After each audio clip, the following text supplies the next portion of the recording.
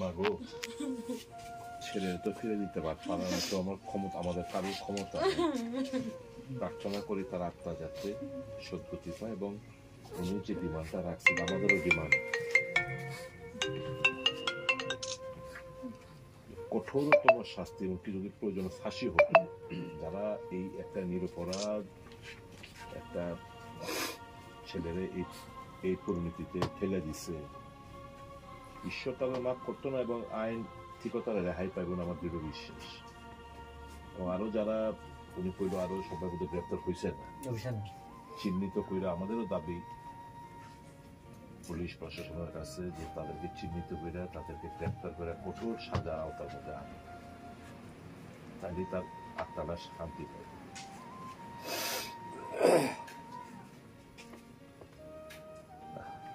বমি করলে একবারে ডেইলি রক্ত, একদম শুধু রক্ত নাকে দেয়, মুখে দেয়, শুধু জল খুলে আমার জল দমা 2 লিটার 3 লিটার এক লগে জল খাইবে করে, আর ডাক্তার কইছে জল খাই না, জল খাইলে পারবে। খুব কষ্ট, অপরাধ হয়েছে অপরাধ তো তার এটাই যে একটা মেন্টালি একটু ইমব্যালেন্স একটা লোক রে বোধহয় সে বাঁচাইতে চাইছিল কিংবা বকাবকি করতেছে না করছিল, এটাই তো তার অপরাধ।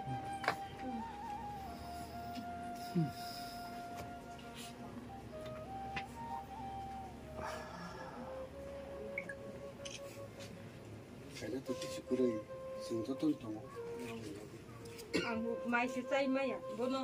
माइचा खान्थे होटल माइचा मान्छे चामिस भए मात्र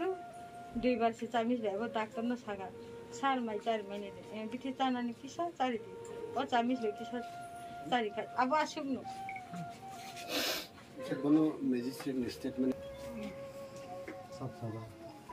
डॉक्टर खरक्स छ मेजिस्ट्रेट स्टेटमेंट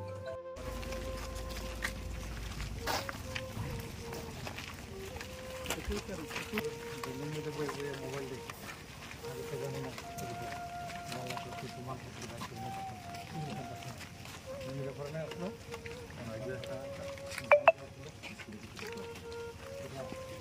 इधर आगुन दिखो देखो लेकिन तो चलता बातास रास्ता ওই দিকে থেকে এদিকে আটকা স্যার বাতাসটা ফট করে ঘুরে এদিকে আয়ো নেই বসে বেঁচে গেছে আর এইটার নাম পত্র যা আছে বসবাস করে ঘর আছে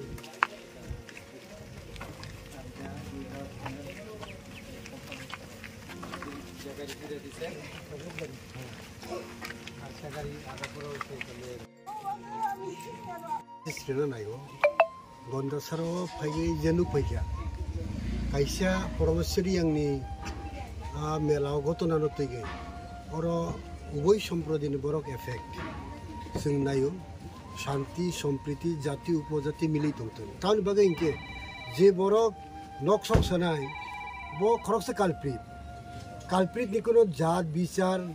धर्म किछु करै बो कालप्रित যারা বুথার নাই ব কালপ্রিত কাজে কালপ্রিত नि सास्टिंगथन और शांति सम्प्रीति जतबाय हालक करंलाय काम करंगे तंगथन आबो उनि आंखाय अ गन्दाछरा आरो वानजय तिप्रासा आगि जेबाबे तंगलाय मानि आबो तंगि मानि आंखा आरोनि तंगमुं सित्रांनाय सालायमुं कर तंगलाक हामजागलायमुं तंगलाक आबो तैबो पारा हाबनानि चान्स दङ बिनि बागै जों नायो कालप्रित न कोनो जात धर्म बिचार थाखायदि बो कालप्रित न बवानसि बुं मानो तिप्रासा बुं मानो आबोनि बागै जों जाति उपजाति उभय अंशनि बरनो जों शांति सम्प्रीति हालक गोसां दंना बागै जों खबर যত্ন হামबाय সে কি দেখলেন কি রকম মনে হলো আর কত সক্রিয় ছিল সবচেয়ে বড় কথা যতটুকু আমরা পরিদর্শনে গেছি বিশেষ করে উভয় সম্প্রদায়ের মানুষের মধ্যে একটা অবিশ্বাসের বাতাবরণ আজকে প্রায় ঘটনার 15 দিন প্রশাসনের তরফ থেকে এই শান্তি সম্প্রীতি বা মৈত্রীর যে কথা বলা হচ্ছে, এটা আমার মনে হয় যে এটা সম্পূর্ণভাবে এটা একটা ব্যর্থ চিত্র আমরা দেখে যাচ্ছি। আজকে প্রায় 5 বার পদক্ষেপ নিয়ে পঞ্চমবারের মতো আমরা গন্ডাছড়ায় আসতে পেরেছি। এর আগে 4 বার আমরা একবার এসেও ফিরে গেছি। মোদ্দা কথা হলো যে ঘটনাটাকে কেন্দ্র করে এত বড় একটা 2 সম্প্রদায়ের মানুষের মধ্যে সম্প্রীতি নষ্ট এবং ক্ষয়ক্ষতি, এটাকে এড়ানো যেত। কিন্তু প্রশাসন কেন নীরব, কেন এই ধরনের একটা অসম্প্রীতিকর পরিবেশ, এইটা আমাদের খুঁজে বের করতে হবে। আমরা জনগণের সঙ্গে কথা বলছি, প্রত্যেকেরই বক্তব্য একটা, যে প্রশাসন যদি কঠোর হতো শুরু থেকে তাহলে এই ঘটনা এড়ানো যেত।